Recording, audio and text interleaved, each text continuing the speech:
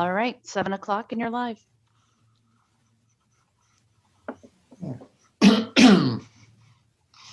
Wrong mouse. Too nice and got the wrong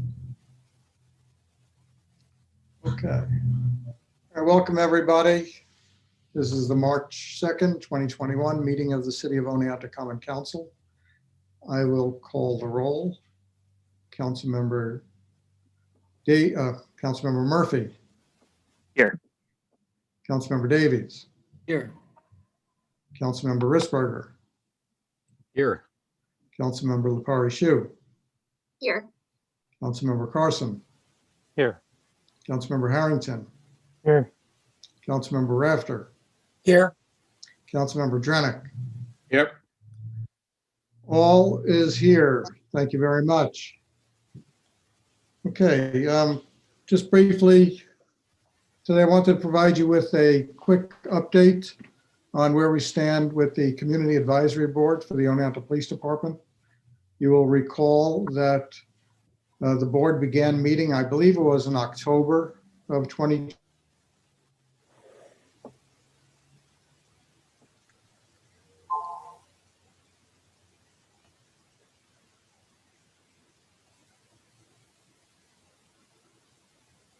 Let's give him a minute. We're working on it on this end. We'll be right back with you.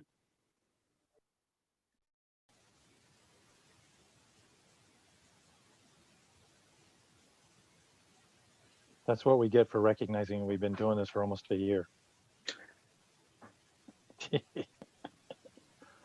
I can't wait until we get to meet in person.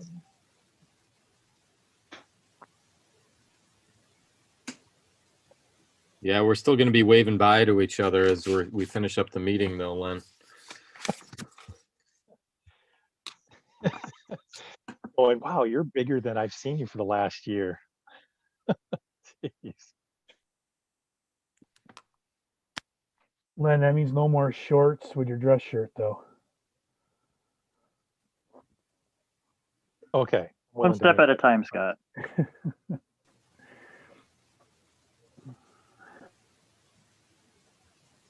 Well, we can recognize, while Gary's not here, we can recognize Acting Fire Chief Michael Mancini has joined us. Thank you, Chief, for joining us tonight. Very welcome. Good to be here. Hello. Are you at your office? No, I just got out of the gym and I'm home.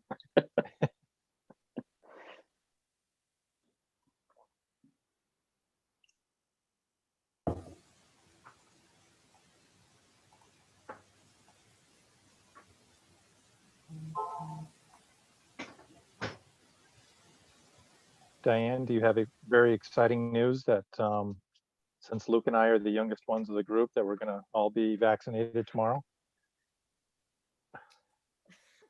I wish. You wish that I was as young as Luke, or that we were going to get vaccinated tomorrow? I wish we could all be vaccinated tomorrow. Absolutely. Absolutely. But, it's coming. Good. Yeah, we have the opportunity to drive to Syracuse, and when's the last time you had a day trip for a reason? Where you're going someplace you're allowed to be. So yeah, it was a lot of work to try every day. To try to. It's like winning the lottery. I don't know I don't know if it's been mentioned already, but both Price Chopper and Walgreen are now doing locally. Yeah, I had clients who signed up at both places today. Yeah. Oh, that's great. That's great. It looks like Gary is back with us on his phone. There he is. Muted though, I think. Oh, no. There you go. Can you hear me now? Yes, gotcha. Okay.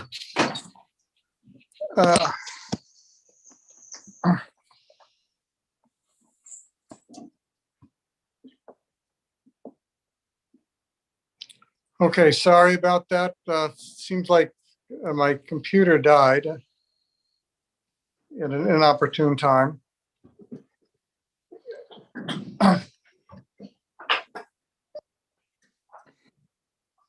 Okay.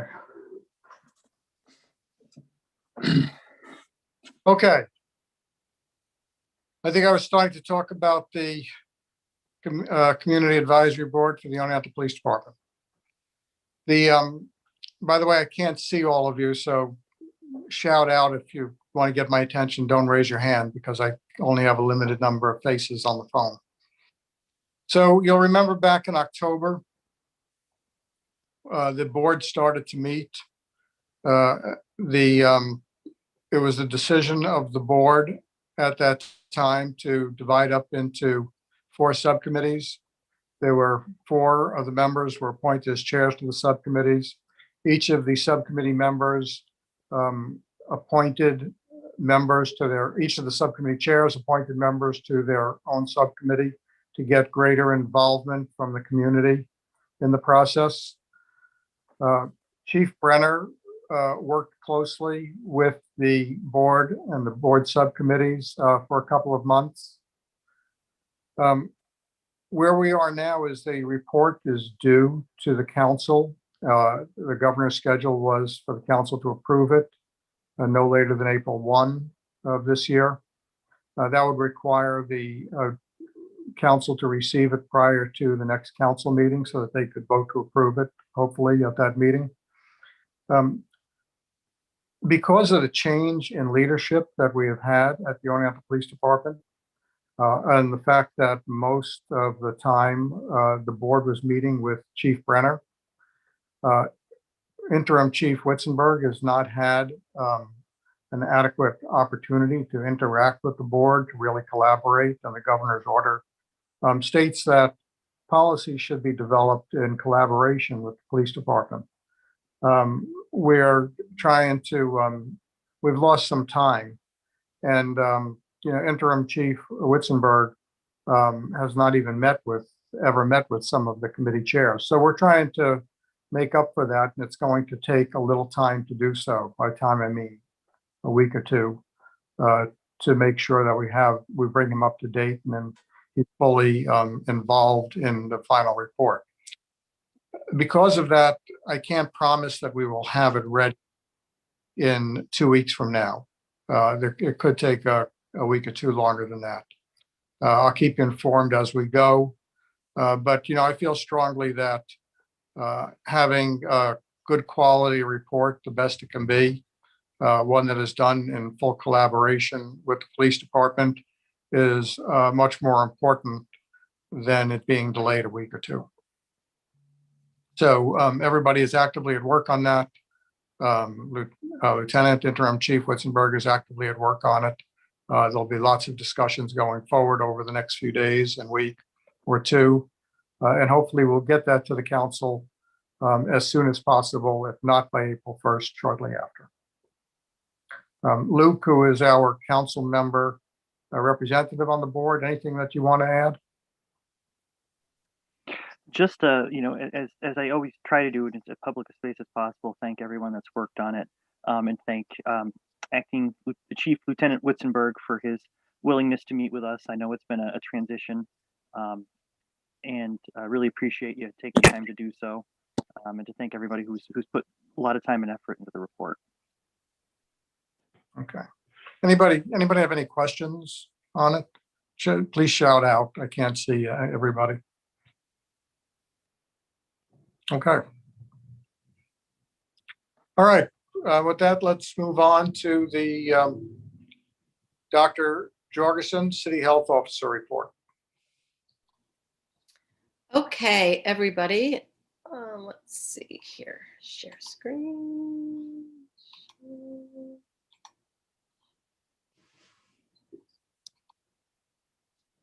All right, can you all see this? Yes, okay. Globally, we're now at close to 114 million cases and over 2.5 million deaths. As you can see from the graphs, while cases have steadily declined since the first of the year, we may in fact be seeing a plateau, and that is a trend we'll need to keep watching. Similarly, in the United States, a sharp decline since January, but maybe more recently, what may be a leveling off, and concerningly, a leveling off at a place of 60, 70,000 cases a day. That's still substantially higher than it was even during the peak of last summer. Deaths similarly are seeming to level off at an average that's still significant, close to 2,000 a day. Here in New York State, our trends mirror that, a rapid decline, which is very reassuring, with potential leveling off. We now have over 1.6 million cases and over 47,000 deaths in the state.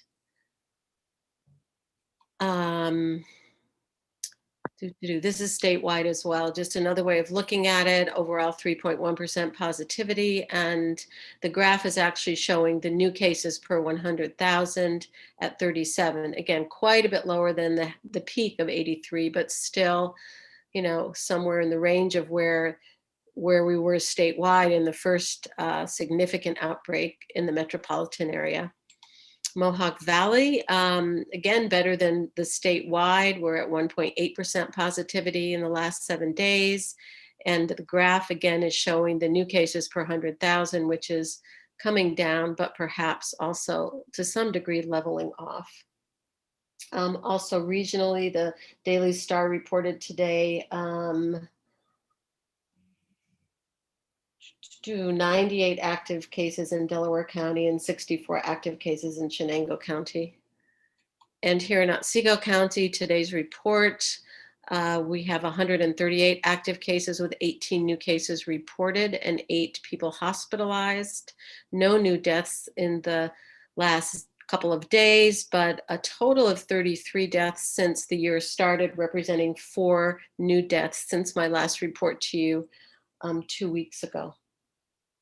Here you see some graphic representations in terms of daily positive cases. Again, a little bit of concern because the number may be not continuing to decline, but rather leveling off. And also of concern is this active case count, which at 138 is going up. So the question is, where are these numbers coming from?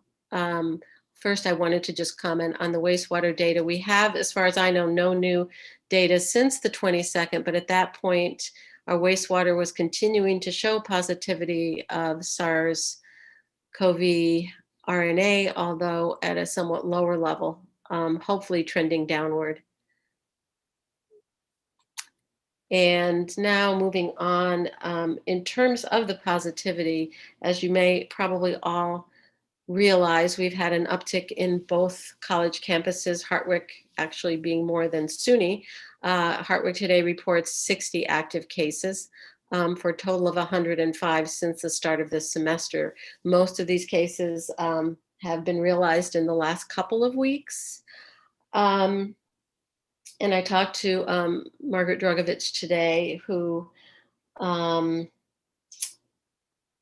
relayed to me that the college is working very closely with the county health department to identify, trace, and isolate those positive cases. And they have confirmed that there's been no classroom spread. In fact, the majority of spread is felt to have occurred off campus, specifically in gatherings. And she, as well as Heidi Bond, also mentioned bars as a possible source, actually is a probable source of spread in the community. So a little bit concerning there. Hartwick is testing everyone weekly and feels they have things, messaging and policies and procedures as tight as they can. And I think they're doing a good job. They do have a threshold of 100 active cases, at which point they will consider going, or they plan to go to remote learning. SUNY Oneonta, you can see at the bottom, this is the system-wide COVID tracker, but selected for Oneonta. Today reports 42 active cases, which again represents a significant uptick from a couple of weeks ago. Of note is 40 of those are off campus, with only 2 being on campus.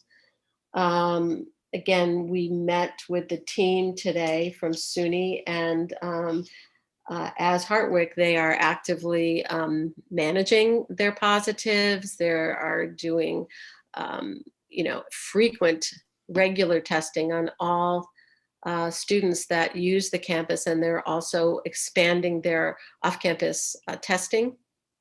Messaging has also gone out to students to try to impress upon them the importance of continuing to do all the public health measures we know will help minimize ongoing spread. So again, college students, a total of 102 active cases out of 138 in the county. I think that is significant.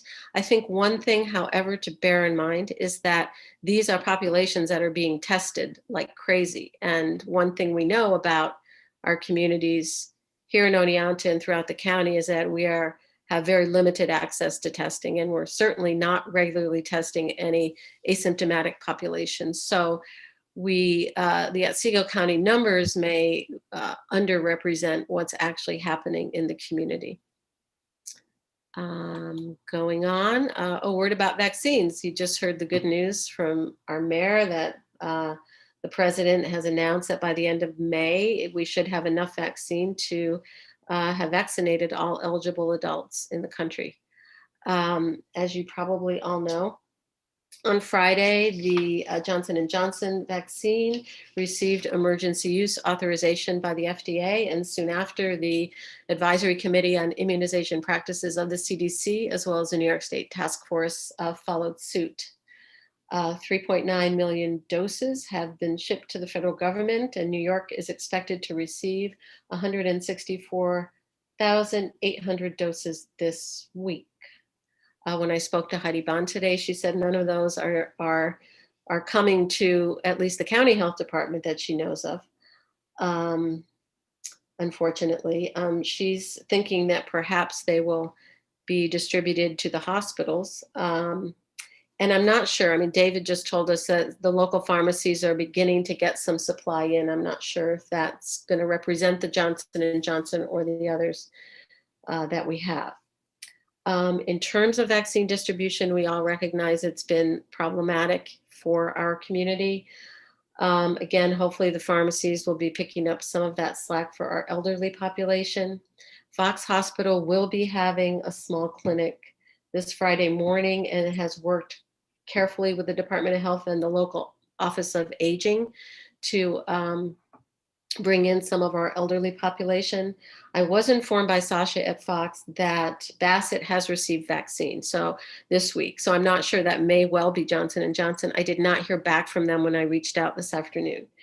Nonetheless, Bassett is planning on having some community vaccination clinics this weekend, and I will do my best to try to facilitate getting that word out. What happened last week is once the number to call was published in the Star Friday morning and people tried to call, the system just crashed and it didn't really work.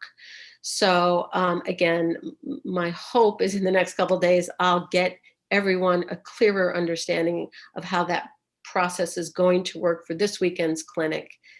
And hopefully that will provide something. Also, I forgot to mention before, in terms of our local numbers, there are currently no active cases in the Fox nursing home, which is good news. And also, there are currently 5 inpatients at Fox Hospital.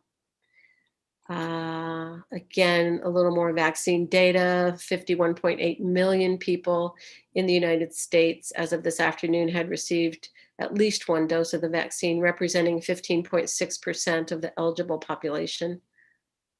Although I'm not sure, it may be of the entire population. New York State has now given over 3 million doses, representing 15.2% of the population. And here you can see Otsego County, we're actually, as as frustrating as it is, we're actually doing a little better than the national and state average in that 17.6% of our population has received at least one vaccine dose. Okay, just a note on variants, because we're hearing a lot of that in the news. We have known all along that this virus mutates. That's what viruses do. And by mutations, we mean variations in the genomic sequence of primarily the spike protein. But in the last few months, we have recognized that a few of these mutations are of significance in that they may represent more transmissible and perhaps more lethal forms of the virus. We've talked before about the UK variant being now widespread in the United States and predicted to be the dominant variant by the end of March. Fortunately, most of our current vaccines seem to be effective against this variant, but newer variants, the Brazil, South African variant, may not be as susceptible to our antibodies, both natural and induced by vaccines. By natural, I mean that could mean that people who have been infected previously may still be susceptible to being reinfected with these newer strains. So what it all really represents is a race, really, in terms of getting to that herd immunity with the vaccines before these newer variants can take hold and become more problematic, both in terms of reinfection and in terms of the ability of our current vaccines to be effective. So what that really translates to is just, again, kind of doubling down on all of our public health measures to prevent transmission while we hopefully move toward more of us being vaccinated. So if I were to leave you with any message today, is that COVID-19 is still a threat. This is from the New York State website. It is still here in our community. In fact, it may be increasing. At least it is in Otsego County in the last few days. So we still need to wear masks. We need to really message to our younger population that gathering is not a good idea right now. We need to continue to practice social distancing. And that is exactly the same message we're getting from our public health experts, Rachel Walensky, the head of the CDC, as well as Dr. Fauci, on numerous platforms this week have indicated that while the declining numbers may make us feel reassured, may make us want to go out and ease some of these restrictions, that's really not the right thing to be doing right now. So let's see, I'll stop my share screen and take any questions. Dave? Yes, thanks, Diane. Has the CDC that you know of given any guidance on whether those that have been vaccinated are carriers and can still spread the virus to those that have not had the vaccine? Or is that still? I think it's still a little bit undetermined. I know they are looking at it, and I can't give you the reference right now, but I have read in the last week. Yeah, I couldn't say specifically. I know that studies are ongoing looking at this because that was not the endpoint of what got the vaccines approved. It was severity of disease and not the ability to carry or transmit. So that's why, I mean, and it's mixed messaging, certainly. I think we talked about this a couple of weeks ago. The CDC is saying that vaccinated people don't need to quarantine, but at the same time, they're telling us vaccinated people still should wear masks, because we don't know with 100% certainty that we couldn't either carry or transmit the virus. I think, again, I've been seeing, but I can't quote you the specific studies, that there is some newer data to support the fact that the vaccines are doing just that. But I haven't seen any guidance to that effect from the CDC yet. I'll let you know if I do. Okay, thank you. Yeah. Mark? And the I think I know the answer to the question, but I'll ask it anyway. We don't know whether or not we're starting to see any of the variants make their way into our area, do we? I think I know they're in New York State, and I think I saw in the paper there was a Delaware County case, but the point is that still a very small percentage of local cases are being sequenced at Wadsworth Lab.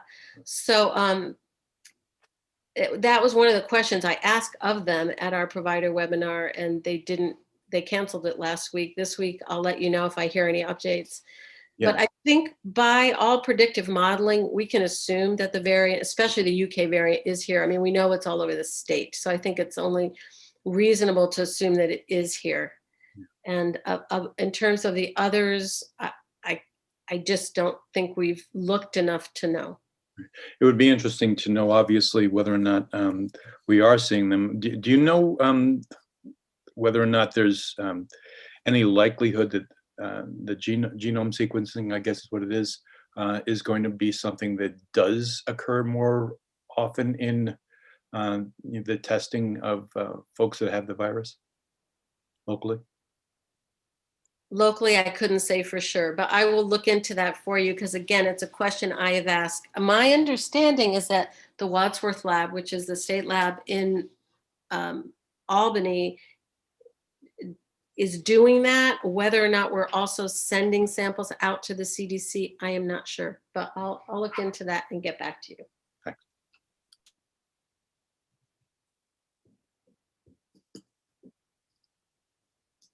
Any other questions? Okay, thank you, Diane.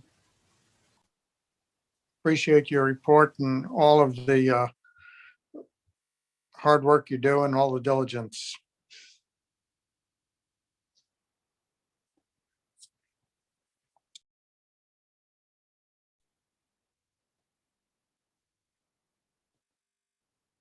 I seem to have lost people. Okay. Can I be heard? Okay, Yes. great. Yes. Okay. City COVID-19 task force update. Who's going to give that today? I can give that. Great. Just a few quick updates. Eligible staff who are eligible for the vaccine continue to get it as they're able to sign up. We've been hearing some reports back that some have been having success, so that's a good sign. OPD and SUNY UPD continue to work together. I know they sent out a social media blast before the weekend, reminding people of the rules and the laws associated with gatherings, and they continue to maintain the downtown area, monitor the downtown area for any activity. Public Works and the clerk's office and Recreation Department were discussing various policies that will need to be put in place for park uses to be reopening as things change and the summer season comes upon us. And Bob Wood from the town reported that the town court will be opening next week for live sessions. So we're looking ahead to the future, things opening back up, but understanding that we need to be flexible in how we roll that out and be careful. So that was all I had. Any questions? Okay, hearing any, so we'll move along. Board and commission reports. First is Planning Commission. I believe that's Councilmember Risberger. Yes, thank you. We met on February 17th. There were no properties on the agenda. The new business was pure discussion on the MU1 zoning revision discussion, which this is something that Stephen Yearley has been working on for quite some time. And this is starting with the MU1 zone and turning it to a form-based code. This was quite the discussion for a significant amount of time in the meeting. I'm not going to go into detail about that since they don't have a final plan yet. Eventually, with the plan that they come up with will come in front of the council. There was also a GML 239 discussion. This is the General Municipal Law 239. And David Mersey can correct me if I get this wrong here. This is the rule that if you're within 500 feet, if a property is within 500 feet of the town boundary, it gets referred to the county planning department as well. And the discussion was that the recent addition that was approved for Corning is within that boundary limit. So even though the Planning Commission had approved this, it is now going to go to the county planning department, and they were waiting on a response. It's possible that the planning commission may have to reapprove this when it comes back. So they're prepared for that. So and that was it for the meeting. Any questions? Okay, thank you, Dave. Next on the list is Zoning Board of Appeals. I believe that's Councilmember Rafter.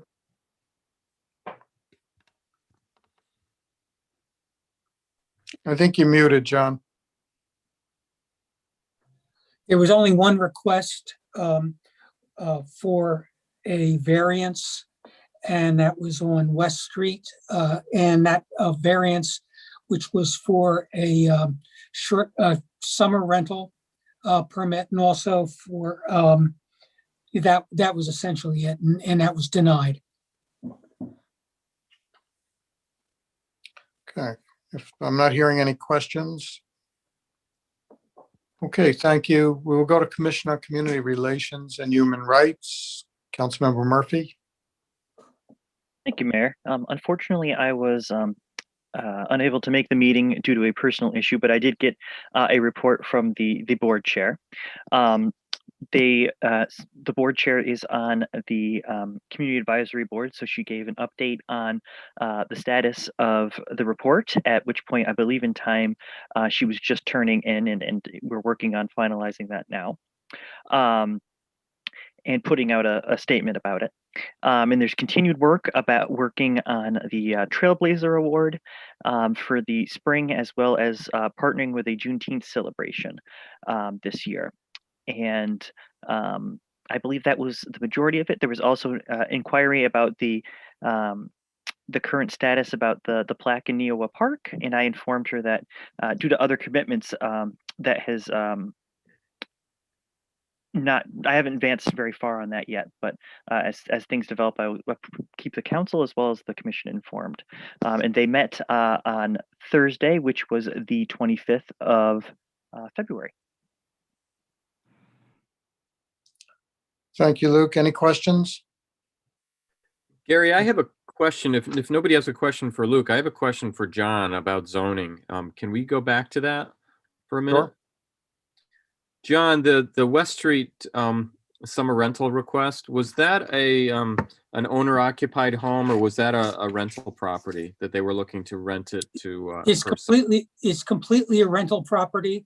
The family had been living in the property, but they now have another home in Oneonta, and it is being used by them for a student rental during the school years. Okay, thanks. Thank you. Okay, if there are no more questions, I think we can go on to committee reports. Planning Committee, Councilmember Risberger. Okay, thank you, Gary. We met on, well, we actually had two meetings. We met on February 22nd first, and we had three items. The Housing Commission discussion was tabled. We did not have the motion ready yet. We actually met again right before tonight's common council meeting with that motion to discuss. We made a couple adjustments, and that will be moving forward to the legislative committee. I'll be sending that when we're done with this meeting tonight. We had a discussion about the BMX pump track, where Greg and Mark Davies had discussed the site location and decided that the best site for this was along the southern border of the parking lot near the skate park. We are looking to have a good design that will prevent erosion because, of course, when you build this, we don't want to have to rebuild it in another year. So Mark Davies is establishing a small committee from the community mountain bike group to develop a design. And then the approximate cost will come from the design. Parks and Rec Commission is aware of the plan for the pump track and are looking forward to the discussion. Moving forward, the cost analysis and design will come from the community mountain bike group. Once they have a design, they can come up with a cost. Then the Upper East Street trails. Greg Mattice talked with Mr. Merzig, and he determined that the new trail system can be established on the city property. Greg spoke with the SUNY representative, and at the time, back in February, they said they would get back to him on a day to have a discussion about whether we can tie these trails into the existing SUNY trails. And let's see, there'll be further discussion with SUNY and with the city attorney about whether the trail systems can combine, and if so, whether we can use their existing parking lot. If not, we'll have to look at some other options here. So we look forward to those answers for the next meeting, and we'll keep this moving forward. Good stuff. Any questions? Okay, great. Thanks, Dave. Finance, Human Resources Committee, Councilmember Carson. Thank you, Mayor. We met February 22nd at 6 p.m. From that, we vetted several items. I believe it's going to go motions 3 through 9 for tonight's agenda. I'd like to highlight at least one. It would be motion number 4, and that is the continuation of operations plan for public health emergencies. I'd like to acknowledge Acting Fire Chief Mancini for his in-depth review of this document, making excellent suggestions, which were incorporated into the final edition that's laid before you. And on behalf of the Finance and Human Resource Committee and the Personnel Director, I'd like to thank Mike for his contribution, time, and energy spent on this very important document. So thank you, Mike. And I guess, as I normally do, I just back to if there's any questions for motions 3 through 9 on tonight's agenda.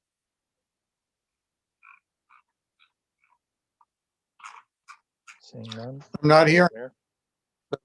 Len. Okay, thank you, Gary. With that, we can go to the consent agenda. I'll read through. There are 9 motions on the agenda. When I'm through, just shout out any requests to remove any of those motions from the consent agenda. Okay, motion 1, that the council approves the minutes of the regular meeting, which was held on February 16th, 2021.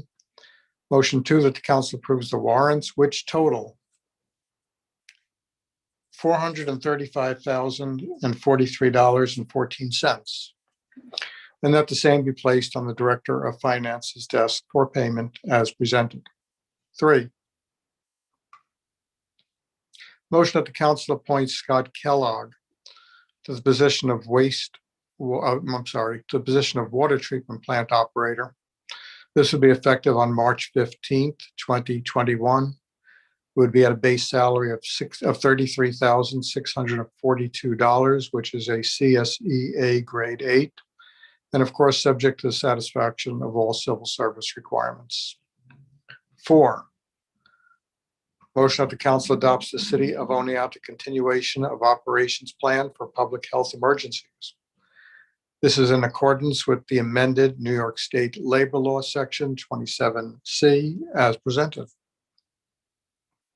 5, motion that the council authorizes the mayor to sign a contract with Housing Visions Unlimited Incorporated of Syracuse, New York, for provision of Oneonta Public Transit Services to the agency's facility at 1 Silver Avenue for the period of January 1, 2021 through December 31, 2023 for $9,000 annually, subject to review by the city attorney.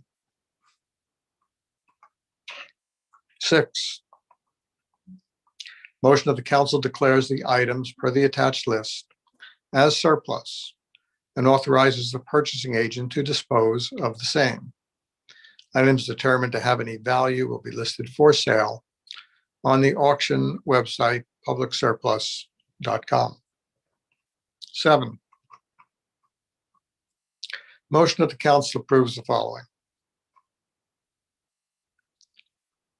Whereas the city of Oneonta desires to apply for up to $100,000 in financial assistance through the New York State Energy Research and Development Authority's Community Heat Pump Systems Program.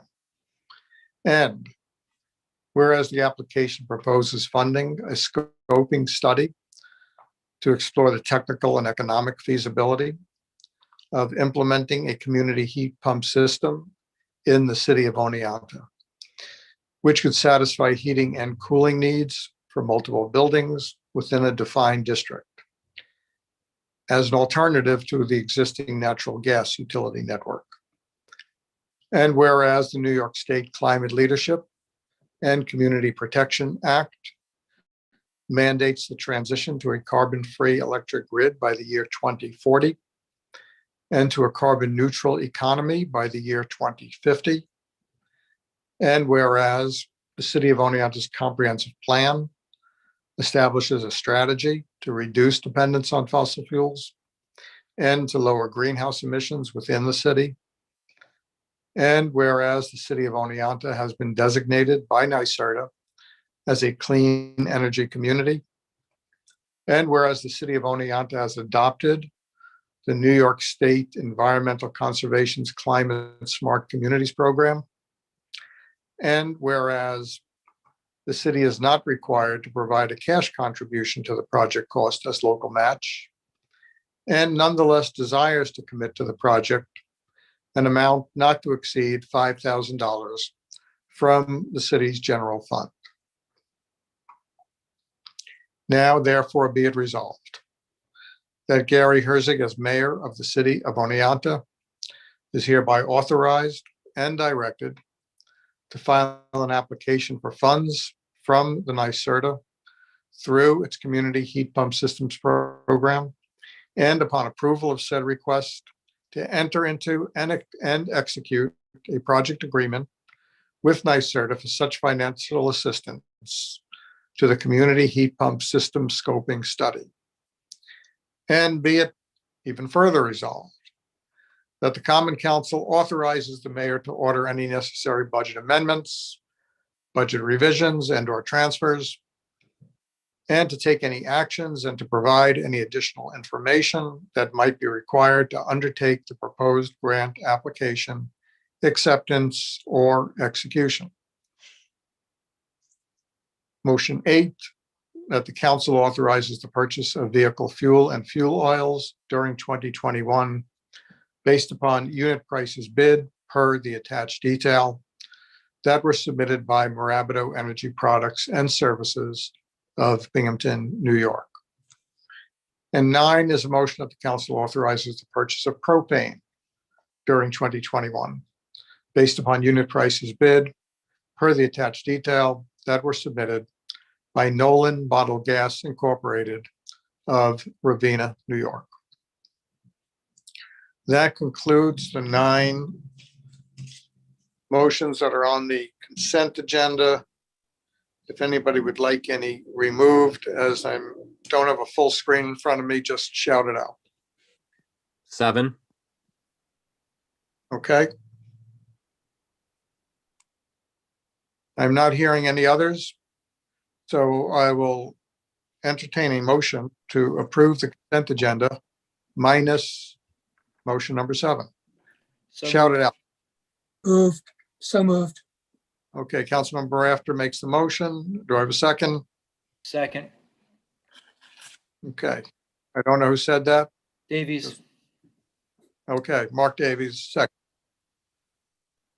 Okay, with that, I will call the vote, and Councilmember Murphy, Aye. Councilmember Davies, Aye. Councilmember Risberger, Aye. Councilmember Lepari Shu, Aye. Councilmember Carson, Aye. Councilmember Harrington, Yes. Councilmember Rafter, Yes, Councilmember Drenick. Aye. Okay, that passes. So that the 8 of the 9 motions. Let's go back now to motion 7. This regards the application to NYSERDA for the Community Heat Pump Systems Program. Do I have someone who will move this motion? So So moved. moved. Murphy. I think I had Councilmember Murphy move the motion. Do I have a second? Second. Mark Davies. Okay, thank you. Councilmember Davies seconds. Discussion. Yeah, the question I had about this is I was a little bit confused on what we're voting for. Are we voting to apply for financial assistance? And if so, could you or whoever was on the finance committee, I'm assuming this went through the finance committee, explain the need for the $5,000 because it says we don't need a local match. So I'm just confused on how that piece ties in with the whole thing. If we're just applying to, the motion is to allow us to apply for the funding. I'll Yeah. who take Greg, do you want to take that? Or who wants to take that? I can if you like. I think Glenn had something as well. No, I was just gonna say that I could take it, but Greg, go for it. Okay, so you're right, Dave. There's no required match for this application, which is an application for funding to do a study. We can apply for up to $100,000 and there's no required match. However, in the engineering budget already budgeted, we have some money for engineering assistance such as this, that I think it's worthwhile to dedicate $5,000 to this in order to make a stronger application. While there's no match required, the NYSERDA reviewers will look more favorably upon an application that does include some community match. And again, given the budget that I have in that line item, there is sufficient funds to dedicate $5,000 to this cause. Okay, so basically in the application, we'd be stating that we'd be putting in $5,000 of our own money. So we have skin in the game, essentially. Essentially, yes. Okay. Is this unusual? I don't remember anything like this with any other application that we've done. Is it unusual to do this? I mean, typically it's required matching that we have, not optional. Right. I think in this case, my thinking is that this is going to be a competitive grant.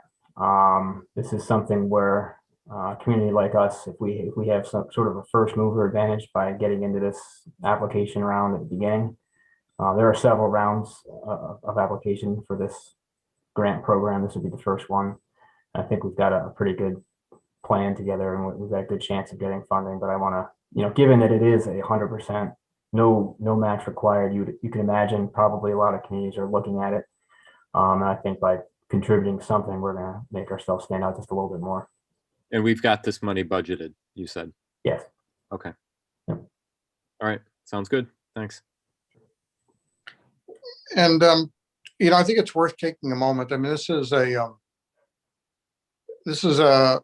innovative, excellent direction for the city to be moving in. I think it's worth taking a moment to, even for those who may be listening and haven't heard about this before, to explain exactly what the project is. Greg, do you want to do that? Yeah. So essentially, what the project is going to do, if we're awarded, we'll have funding to do a scoping study for a potential district thermal system that would serve as an alternative to the existing natural gas system. We're looking to target the downtown area, including probably Fox Hospital as like an anchor.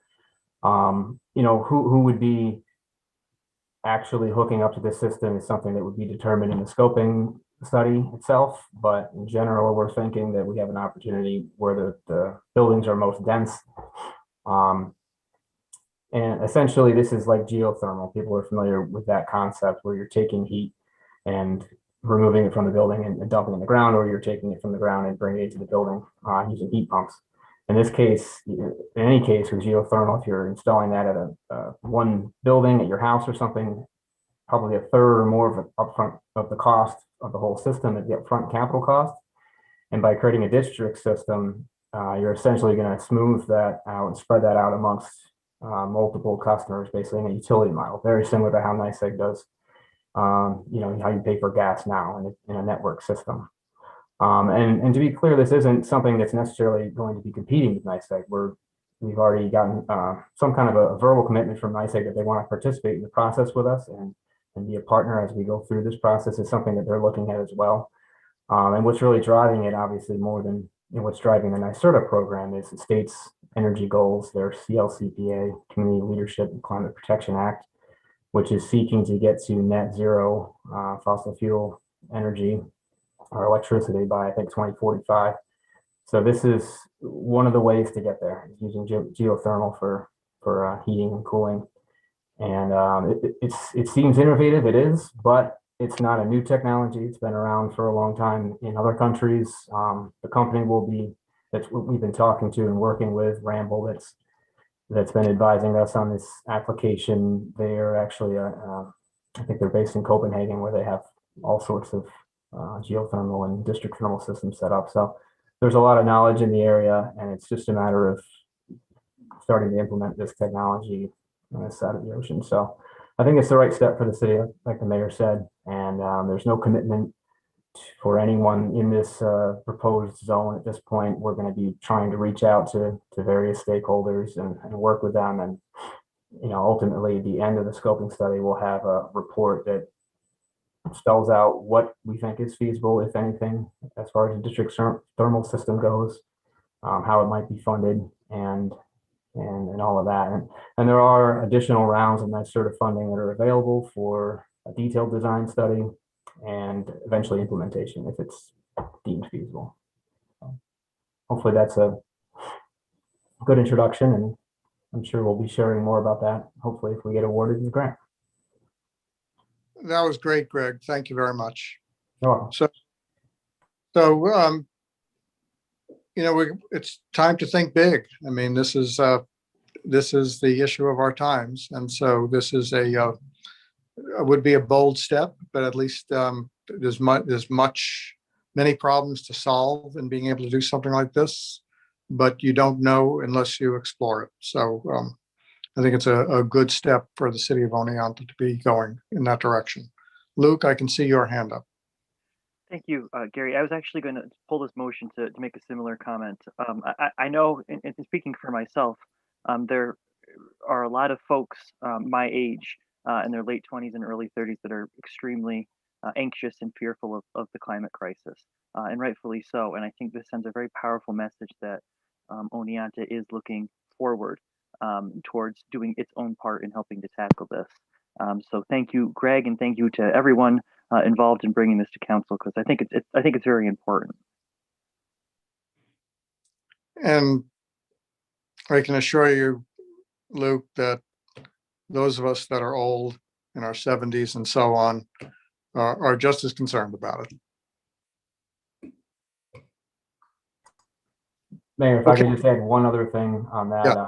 I feel like I should just say this publicly. Dennis Sandler of Heat Smart Mohawk Valley has been working with me throughout this process, and it would not be happening without his effort. I mean, he's been leading the charge, pushing everything forward.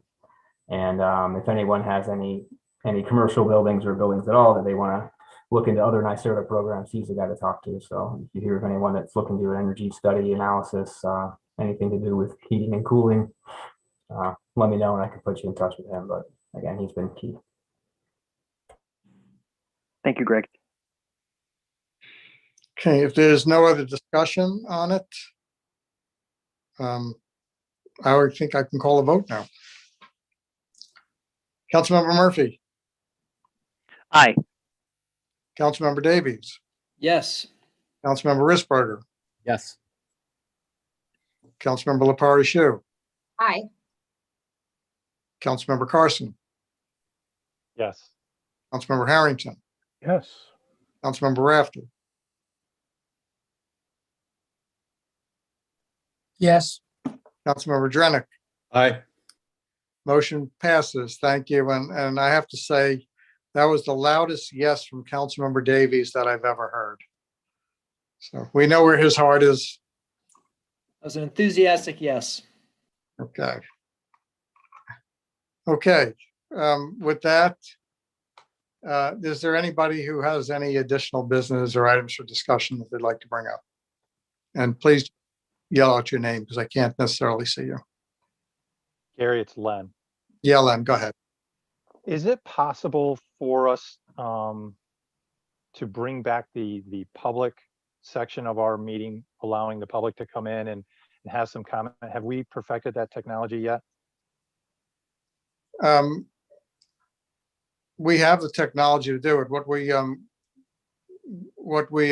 I'm glad you brought that up because it's something that's kind of fallen off the radar screen. I don't see any reason why we can't or shouldn't be. We started this Zoom process expecting it would last for a few weeks, not a year. And it's probably something that we should have started doing long before this. So there's no reason why we can't, and we'll work on that. So thanks for putting that on the radar screen, Len. Great. Good to hear it. Thank you, Gary. Councilmember Lepari Shu here. Just a couple of things. Go ahead. I did not give my Parks and Rec report. It's kind of a slow month, as you would imagine, so it's pretty quick if you want me to do it.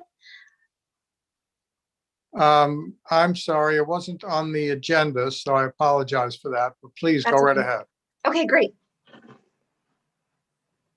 So we met yesterday, and like I said, kind of a slow month. So it was great to just get together, and we went over, we had a special guest, our city engineer, Greg Mattice, and we went over the parks priorities list. We discussed current and past projects and also kind of the wish list for the future. We talked a bit about funding and feasibility for things. And so that was overall a really great discussion. Basically, the dog park committee met sometime in February, didn't get the date down, but they did have their first meeting.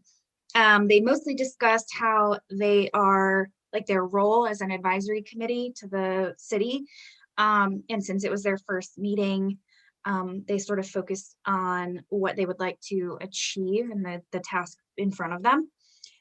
Lou is doing research, Parks Administrator Lansing is doing research on other dog parks.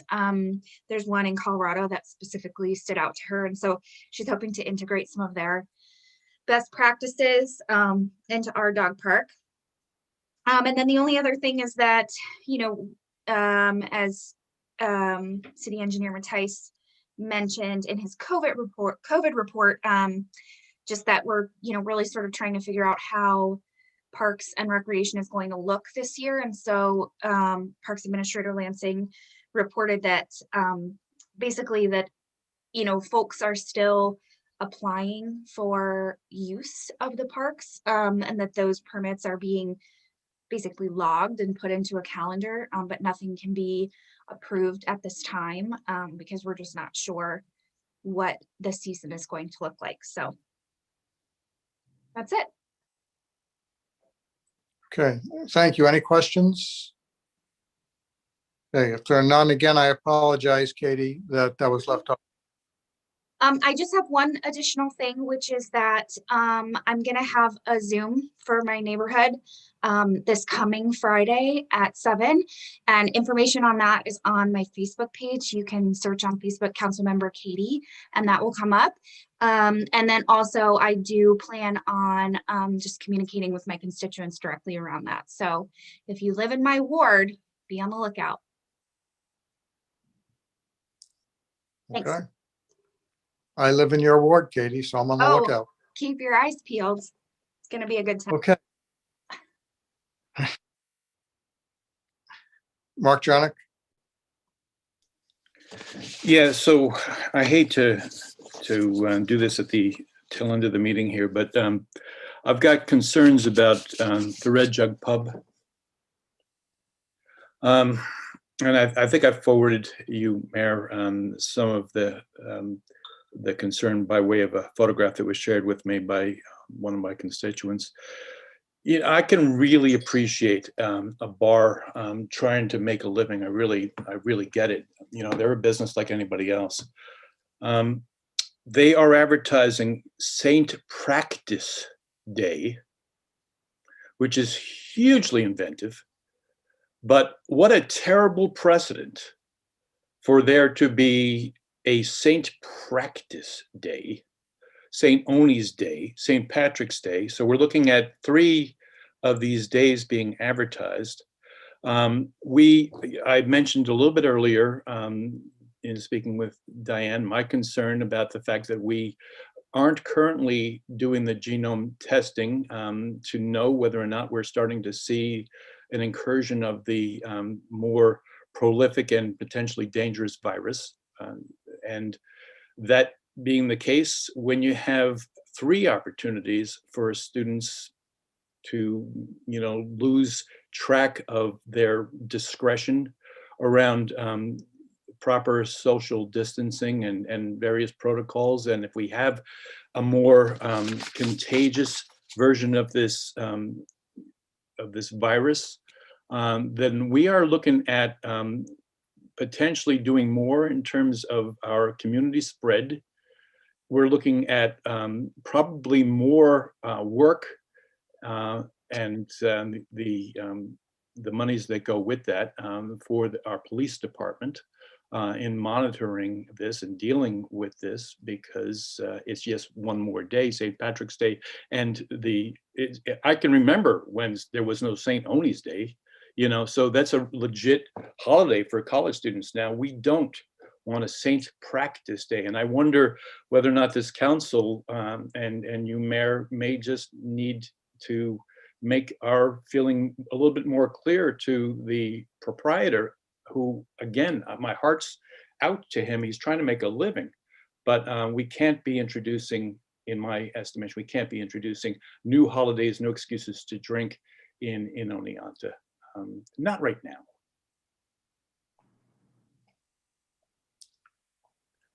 John Rafter, Gary? did I? Up? Okay. So, was that you, Gary? Len? Yeah. No, it's who's Dave. that? Councilmember Risberger. Yeah, go ahead. Do we know if this advertising, if this came from the owner or from the staff? Because I've noticed over the last few years, whenever there's something similar like this coming from the Red Jug, for similar reasons, and I appreciate trying to make a buck, but there's appropriate and there's inappropriate. But it seems like whenever it's been inappropriate, and some of the times it's gone way over the line, the owner tends to blame the bartenders. And I believe that, David, that's the case here too. How many times are we going to believe that? And how fair is that to his staff to blame the staff? I mean, the buck stops at the top usually. Right, and I believe that is still at least what he's saying is happening, is that he's providing the bartender with an opportunity to be creative, and they're searching Google. And from, you know, I run a marketing company, and from the perspective of a marketing strategy, if I had a bar and, you know, I was in a college town and we weren't in COVID, St. Practice Day is brilliant, but we can't have it. So again, I feel like we might need to make some sort of a statement that maybe is taken more seriously by the establishment owner.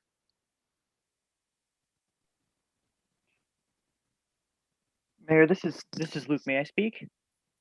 Of course. Mark, I agree with you. We've seen what happens when even just a handful of folks get together and the conditions are right. We saw hundreds and hundreds of students infected in the fall. And while rates are decreasing, I don't see any reason why we should be encouraging behavior that can lead to these situations. So I agree with absolutely with what you're saying.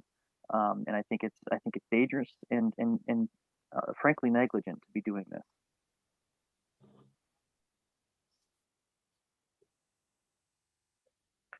Okay, do I have anyone else discuss? Mayor, it's Len. Go ahead, Len. I'd like to ask Acting Police Chief Witzenberg if he could join us in this discussion. I would think that we have enough protection with that mask ordinance that we put in place for the downtown. Chief, do you see any reason why we couldn't be making sure that that ordinance is enforced and that the numbers within the businesses, not just this particular business, but all businesses are being adhered to? Is there any reason why we couldn't make that happen? No, we're currently partnering with University Police as well to monitor and encourage compliance, which we've seen go up significantly over the last few weeks. While it's clear that the Red Jug has come up with a creative marketing scheme, my greater concern would be, I think, to mirror Alderman Drenick's point, is that it's not the events occurring within the bar, but potentially the ones that may be kind of encouraged outside of that. The bar itself has been hugely compliant and very responsive to us, and we found no state liquor authority violations there, and we've been continuously monitoring all of the downtown bars, and we've had very good luck with compliance. They've been very good about it because they don't want to shut down. And I know that I think there had been one exposure at Shooters, and they had shut down in compliance with the Department of Health recommendations. So as far as the bars go and our presence and our enforcement efforts downtown, they're ongoing. And again, you know, St. Patrick's Day, St. Oni's Day are always something that we're keeping an eye on. So we do have plans for how we're going to address those going forward. Chief, you got muted at the end there. You could just repeat. And we do have plans for how we're going to address St. Patrick's and St. Oni's Day going forward. And we have included University Police in that as well. Right. And so have you included this Safe Practice Day or Saint Practice Day? This is the first that I've heard about it. I will look into it and pass it on to my supervisory staff, and we'll address it accordingly. Thank you. Mark Drenick. So I want to go to my larger point, though, which is the introduction of yet one more day of drinking that becomes institutionalized. And the fact of the matter is that creative marketing, which is what, you know, this certainly is when it's successful, it generates action.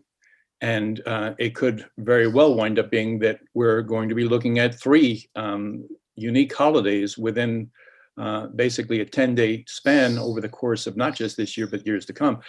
And I feel like, again, I appreciate the effort of somebody who's trying to, you know, ensure that their business stays viable. I think that the council making its opinion and concern known, and the mayor making their opinion and concern known in you know, written fashion at the very least, if not more. Maybe it's a case of bringing somebody into the light here a little bit. We're trying to stay healthy, and their business and everybody else's business and our community are, you know, we're counting on that. And you know, for somebody. Mark, could I make a suggestion here? Yes, go ahead. I hate to interrupt you, but sometimes you have to be careful. All right, 2 things. First, I would suggest if you want to communicate your concerns to someone who can actually do something about it, most effectively is to communicate directly with the state liquor authority in your elected capacity. They are an all-controlling entity, and they have powers and abilities far beyond those of mortal men. And so if you want to communicate with the entity that can communicate most directly with the bar owner, express yourself in writing to the state liquor authority, specifically stating your concerns. The one thing that I would be concerned about is sometimes in the past, when official bodies take official position against creative marketing, as you say, what in fact you do is you then create a martyrdom with which to bash themselves against. So sometimes going to the people who created it is more productive than allowing Facebook pages that say we will show them. If this is what they don't want us to do, then just watch. And that's just my experience. And of course, you're free to do as you wish. So Dave, my Mark, I want to add one thing to this discussion. Certainly, if I was a business owner and council members had an issue with what I was doing, I would want the first step being to be contacted directly by the elected officials to be made aware of their concerns before it's broadcast to state agencies. Now, I don't know, Mark, if you or anybody else has made the effort to talk to the owner of the bar before starting this discussion, but if not, I would be happy to arrange that for you.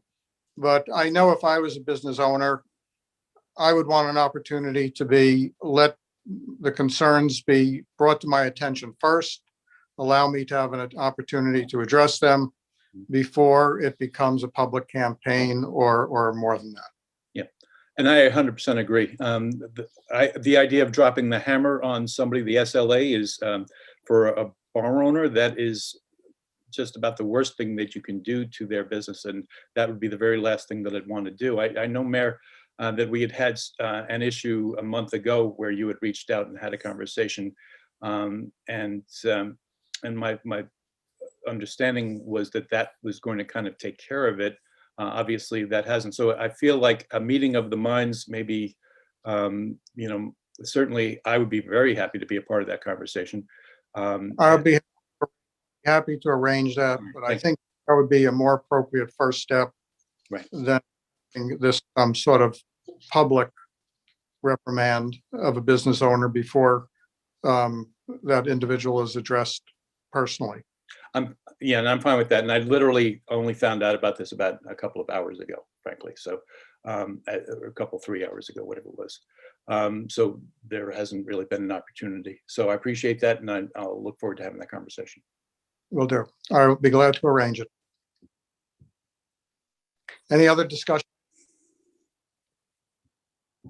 Okay.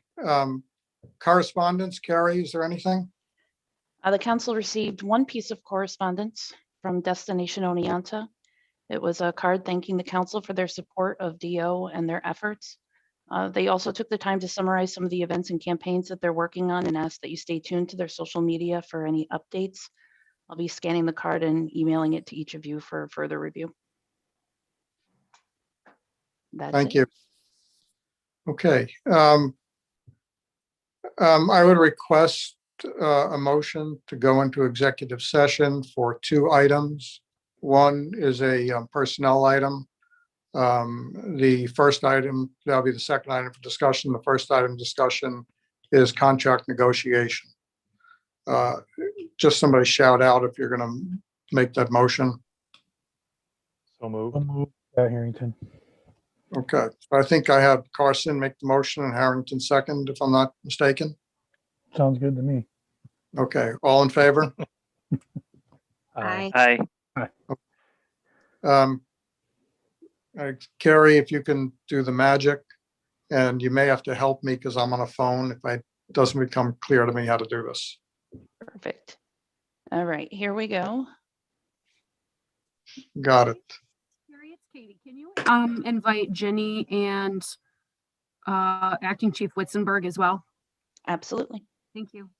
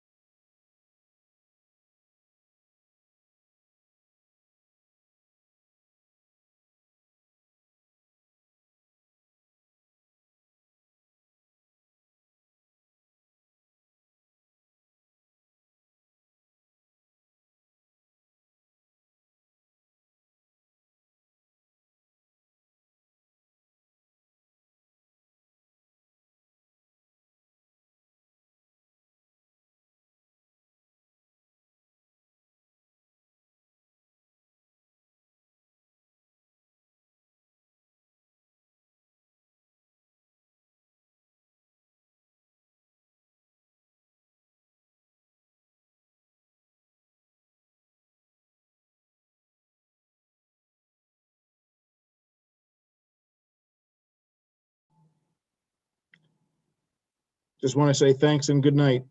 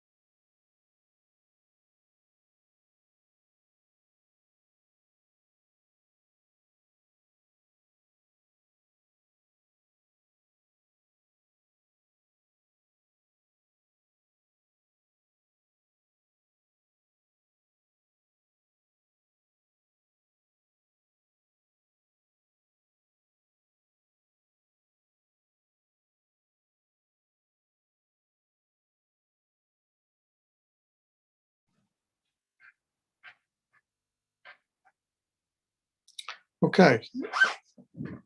Luke, I can see you. Is that just giving me a thumbs up, or is everybody back? We have all 8 council members here? Okay. Okay, so I have a additional motion tonight, and I will read it. That is a motion that the Common Council approves the tentative agreement between the city and the PBA as discussed for a successor collective bargaining agreement from January 1st, 2021 through December 31st, 2025, subject to ratification by the PBA, that's the Police Benevolent Association. Do I have a motion to approve? So moved. Councilmember Lepari Shu had her hand up. I think I had a second by Councilmember Davies. Any discussion? Hearing none, I'll call the vote. Councilmember Murphy? Aye. Councilmember Davies? Aye. Councilmember Risberger? Aye. Councilmember Lepari Shu? Aye. Councilmember Carson? Yes. Councilmember Harrington? I just walked back in. I'm sorry, Mayor. What are we voting on? We're voting on the PBA contract Yes. renewal. Yes. Councilmember Rafter? Yes. Councilmember Drenick? Aye. Okay, motion passes. Thank you very much. Okay, with that, I believe our business is complete for the night. Thank you, everybody. Have a good rest of your night and a good rest of your week if I don't talk to you. Good night, everyone. We're adjourned.